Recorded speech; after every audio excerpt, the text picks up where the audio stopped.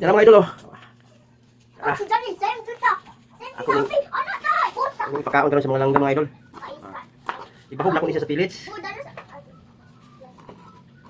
Awa. Dating hanga ni mga idol. Makakaon ang langgam ani mga idol na. Mudrit sug hakaw nilang ulo. Dating inita ni. Murag tao mga idol ba? Sulirat ang kalimutan makakaon.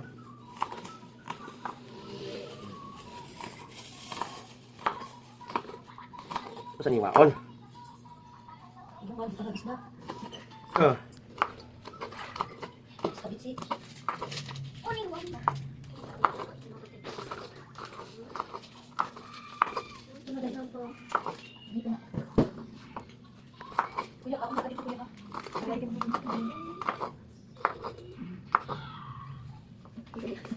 Karon mga idol, nakuha na tang hiwa. Nakuha na tang hiwa mga idol. Ang sunod na itong buhaton mga ka-idol, nakuha pa niya ha. Ayaw mo pang rock. Nakuha mo ayaw. Asa na itong kuha niya. Punta ko ano.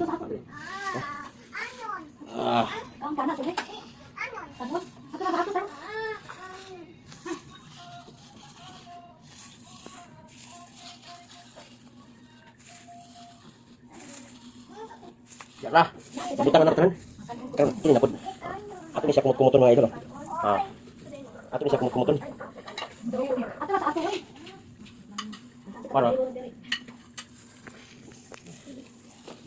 Para menghalang sa mga idol, nikaon sa mga langgam, halang kayo. Kumot-kumoton na to. Pati halangan ni. Mao ni paborito nilang mga idol ang halang. Awa mga idol.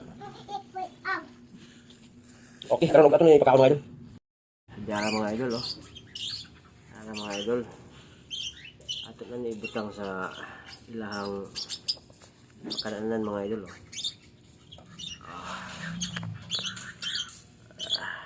Ready na ni para kaon nila. Di lang kay nato. Palabi daghan kay di na sila binahan og sobraan kadaghan ang ato ipakaon nila. Kaya dapat sakto-sakto ra. Sakto-sakto ra dapat mga idol. Ayun yung mag-breed yan yung mga idol. Ay ganyan yung palagay daghan kay di na lang matambok. Manambok muna sila.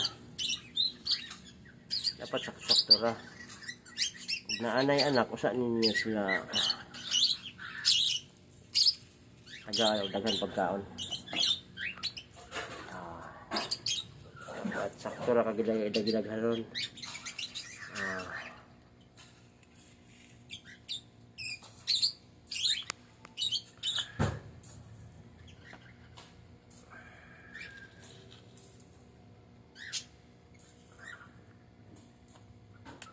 Naman siya mga idol.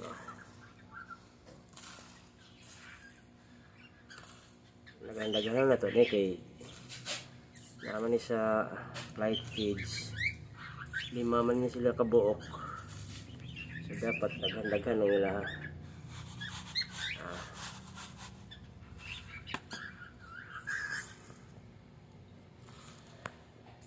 Kala sakto na ni.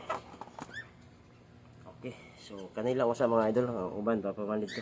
So kanila ko sa sige.